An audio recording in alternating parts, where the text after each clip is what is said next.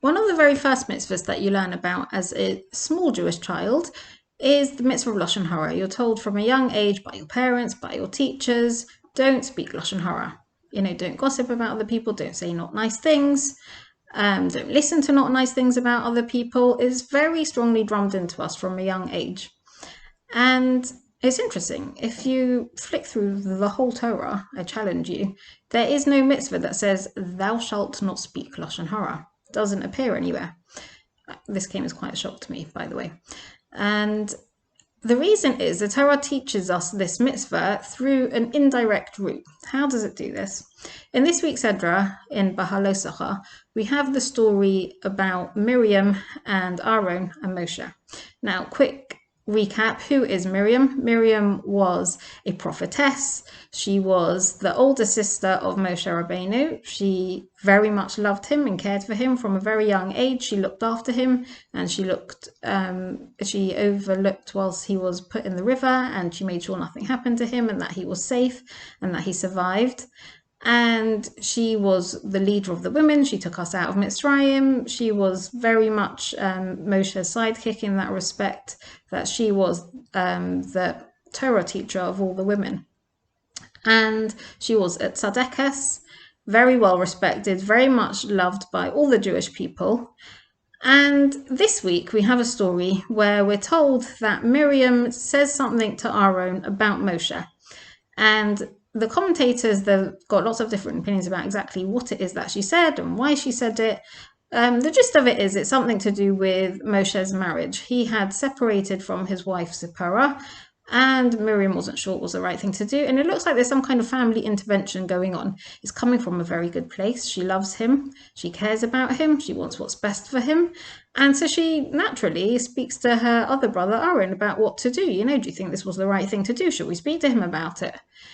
And this is something that goes down in history. There's so many things we could remember Miriam for. There's Shiras Miriam that she sings at the splitting of the sea.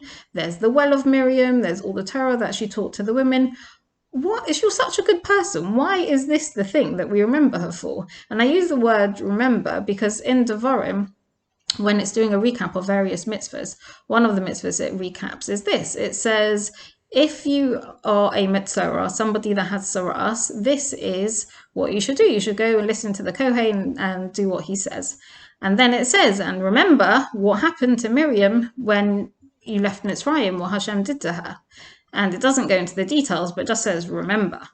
And this is actually one of the 6 things that if you look it up in an Art Scroll Siddur, or any other Siddur for that matter, after Shacharis, there's a list of 6 daily remembrances that we're meant to remember every day. Now, the other items on that list is things like, remember how Hashem took you out of Mitzrayim, remember how he gave us the Torah, remember Shabbos, remember what Amalek did to us.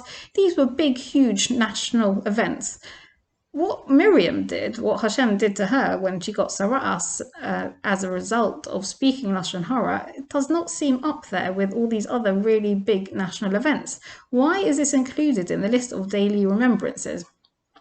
So Ramban explains there that actually this is the mitzvah of Lashon Hara. It's not phrased like a mitzvah, thou shalt not speak Lashon Hara, but this remembrance is actually a positive command against speaking Lashon Hara. And he says it's, on the same level as, Zacharos Yom HaShabbos HaKadosh, remember to keep Shabbos. And he says that actually, he's quoting the Gemara, it's as serious as bloodshed, speaking about another person. So why does the Torah teach us this roundabout way? Why doesn't it just say don't speak Lashon Hara? Why is there this whole family intrigue going on? It could have just said it out, outright, don't speak Lashon Hara, and these are the laws, and this is when you can say something, this is when you can't say something. In fact, the scenario that it uses to give us this law is so extreme, like it's almost difficult to work out where the actual Lashon Hara is, or even if she said something wrong at all. She's saying it from a place of love. It's about her brother. She cares for him. She loves him. She wants what's best for him. It's constructive. She wants to help him. Why is this the example given? It could be a much stronger example. This guy did something really horrible to this guy, and then this other guy is talking about it. That's like a classic Lashon Hara scenario. I think the point that Torah is trying to make is actually there is that level of lashon hara as well. Just gossiping for the sake of it, talking about something not nice that somebody else did or didn't do, and that's kind of basic. Most, maybe we've already conquered that level. Most of the time we don't really talk about what other people are doing who we don't really know about or don't really care about. The Torah is saying this is the kind of conversation where you have to watch yourself. Which conversations? Those conversations you have with your nearest and dearest. It might be you're talking to your sister about, one of your kids who's struggling at school, and, you just want some advice. So that's okay. You're close, she understands your kid. Maybe she can actually give you some constructive advice. But then you've had that discussion with her, and then you happen to speak to your best friend later on in the day, and you get her advice as well. And then you also talk to a couple of your other best friends later in the day, and, it's worth asking what they think about it as well. And before you know it, you've spoken to about 10 different people about your very sweet little child who's not doing anything terrible, but, who's acting out or something and is having a hard time. And initially it started out constructive. You wanted a piece of advice and you wanted to talk to someone about it who was an appropriate person to talk to, who could actually help you. But then once you've had that conversation, it seems like it makes it okay to you to have that conversation again and again and again. Maybe you're having an issue with your husband, and so you talk to your mum about it, and then you talk to your dad about it, and then you talk to your brother-in-law about it because you want like a man's point of view on it.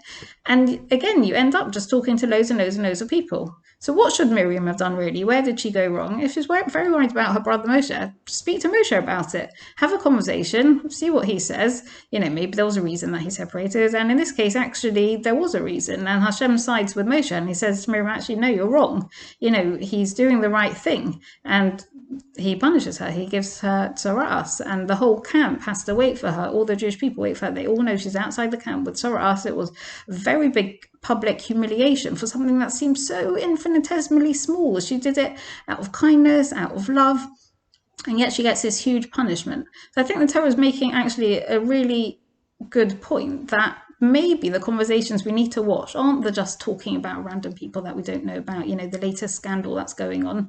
That's kind of obvious. Don't talk about that. Don't gossip. But maybe, your nearest and dearest, we end up talking about our kids the whole time. We talk about our husbands the whole time. We talk about our friends.